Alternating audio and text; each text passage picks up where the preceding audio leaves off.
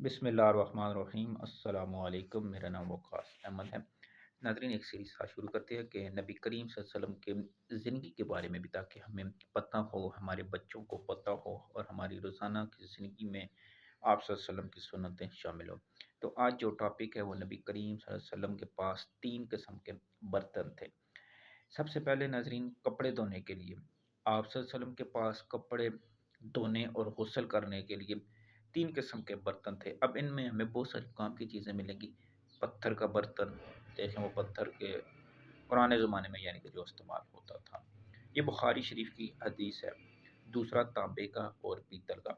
मैं तांबे के ऊपर और पीतल के ऊपर रिसर्च कहीं पढ़ रहा था कि अगर आप शुगर और हाई ब्लड प्रेशर और दीगर बीमारियों से बचना चाहते हैं तो तांबे और पीतल के बर्तन को अपनी ज़िंदगी का हिस्सा बनाएं। देखिए नबी करीम सल्लल्लाहु अलैहि वसल्लम की ज़िंदगी से हमें पहला कितना खूबसूरत सबक मिल गया। दूसरा, तेल का बर्तन। आप सल्लल्लाहु अलैहि वसल्लम के पास एक तेल का बर्तन था।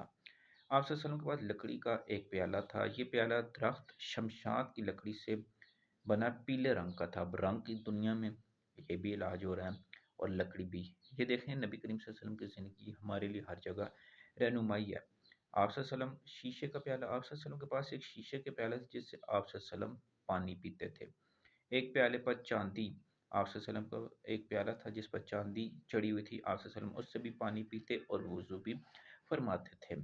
मिट्टी का प्याला था। आप सल्लल्लाहु अलैहि वसल्लम के पास एक मिट्टी का प्याला भी था। आज मिट्टी हमारी ज़िंदगी के ऊपर किस तरह असरअंदाज हो रही है।